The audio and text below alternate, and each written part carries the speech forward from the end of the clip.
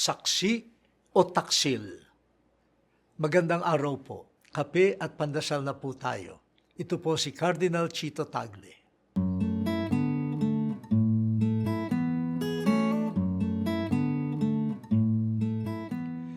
Kung aaralin natin mabuti ang kasaysayan, ang kwento ng ating pamilya at bayan, pati ang paglago ng pananampalataya, makikita nating napapalibutan tayo ng mga saksi.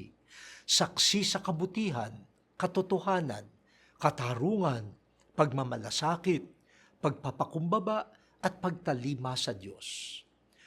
May mga saksi na kilala bilang bayani o bantog na modelo.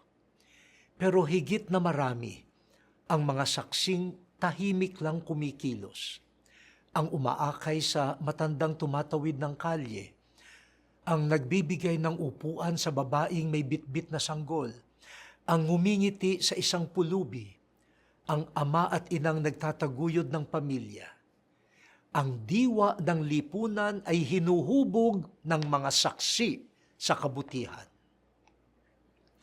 Nasa atin po ang pagpili.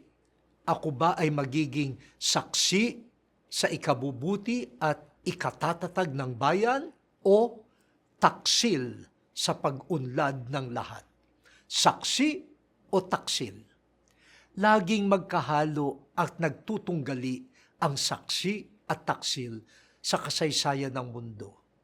Pero naniniwala tayo na hindi kayang sirain ng mga taksil ang mabuting ipinunla ng mga saksi. Kahit malakas ang recruitment ng mga taksil, mas malakas ang katotohanang dala ng mga saksi. O Diyos, pahalagahan nawa namin ang ipinamana ng mga isinugo mong saksi ng iyong liwanag. Amen.